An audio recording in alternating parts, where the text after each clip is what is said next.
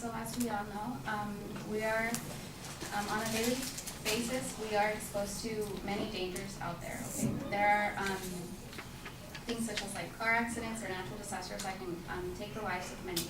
And these are all things that are out of our control. However, there are things that we can do something about, and one of those things are, reducing chances of getting hurt or getting killed by banning assault weapons or any kind of weapon that can present a danger to our people. The chances of a shooting taking place in an elementary or middle school is 1 in 141,463. This is according to Psych Law Journal by Dr. Max Watcher. Okay, so as you can see, that is in elementary and middle school. These are kids who are from the ages of 5 to 13. And I'm pretty sure all of you here know someone who is that age. The chances aren't very likely, but it can happen. The chances of a shooting happening in a high school is 1 in 21,000. As you can see, that is a big difference. The older kids, they have a much bigger chance or a bigger likelihood of being threatened by these kind of weapons.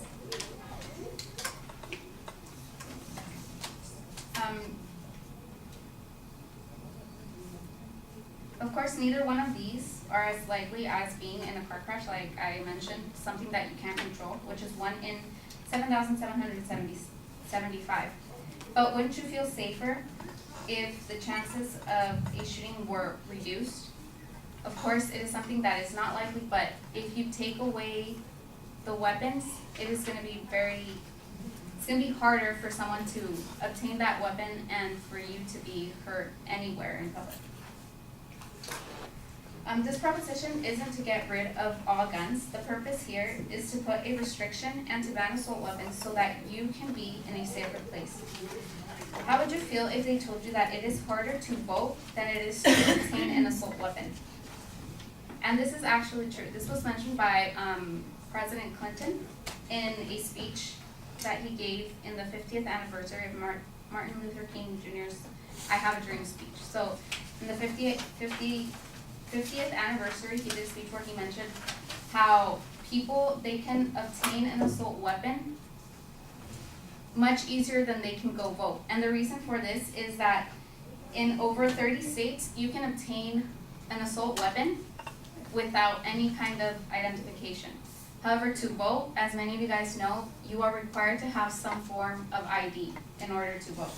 So how can it be that you can more easily obtain an assault weapon, yet it is much harder to vote, or they have more restrictions and laws for that? The analysis was done by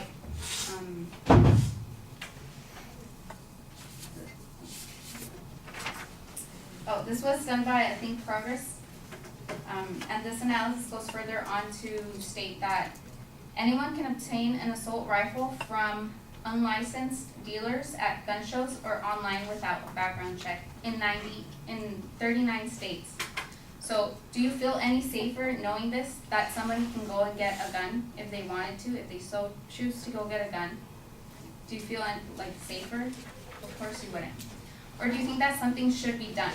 Because obviously if you don't do anything about it, it's gonna stay there. Like many people say, oh, but it's our right. Well, yeah, but there's still dangers there. And if you don't do anything about it, it's gonna stay there. Might as well try to do something for it. Like you might get rid of it. Okay, so that is the problem, the danger that these weapons and the people who obtain these weapons present to society. So the solution to this can be something similar to the ban of 1994, except that ban had a lot of loopholes. So what we have to do is try to get rid of those. So the ban,